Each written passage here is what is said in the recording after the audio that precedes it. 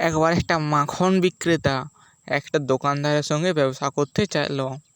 সেই মাখন বিক্রেতা দোকানদারকে গিয়ে বলল যে আমি আপনার সঙ্গে ব্যবসা করতে চাই।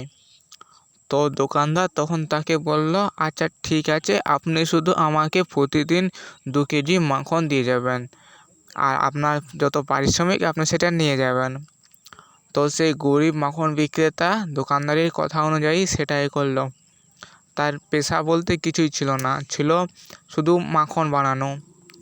তো তার বাড়িতে অনেক গরু ছিল, সেগুলো দুধ থেকে মাখন তৈরি করে আর সেই মাখন এসে দোকানে বিক্রি করে।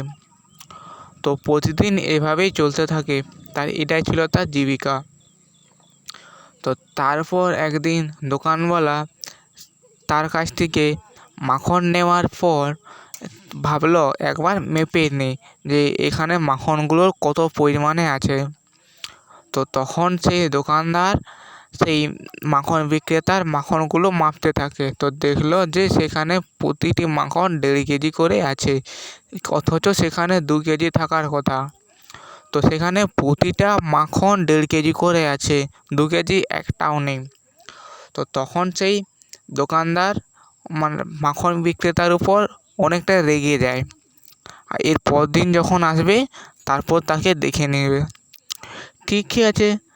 তো তারপর যখন সেই মাখন বিক্রেতা পরদিন সকালে মাখন বিক্রি করতে আসে, তখন দোকানদার তাকে বলে, আপনি একটা ঠগ, একটা চোর, আপনার সঙ্গে ব্যবসা করা আমার উচিত হবে না। আপনি বিশ্বাসঘাতকতা করেছেন আমার সাথে। আপনি আমাকে 1.5 কেজি করে মাখন বিক্রি করছেন আর বলছেন এখানে 2 কেজি মাখন আছে। ভাগ্যিস আজকে পরিমাপ করলাম বলে, অন্যদিন পরিমাপ করিনি। আপনি আমাকে ঠকিয়েছেন, আপনার সঙ্গে আমি ব্যবসা করতে চাই না। এর থেকে ভালো অন্য কারোর সঙ্গে ব্যবসা করা অনেক ভালো। তো তখন সেই মাখন বিক্রেতা মাথা নিচু করে বলল, বাবু, আমি পড়াশোনা জানি না, আমার নিজের ভুলটা কোথায় আমি ঠিক বুঝতে পারছি না।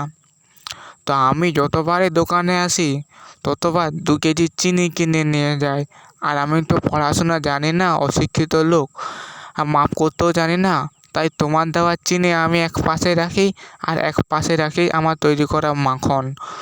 যখনই তোমার চিনি বরাবর আমার মাখনটা হয়, তখন আমি সেই মাখনটা নিয়ে আসি, নিয়ে এসে বিক্রি করি।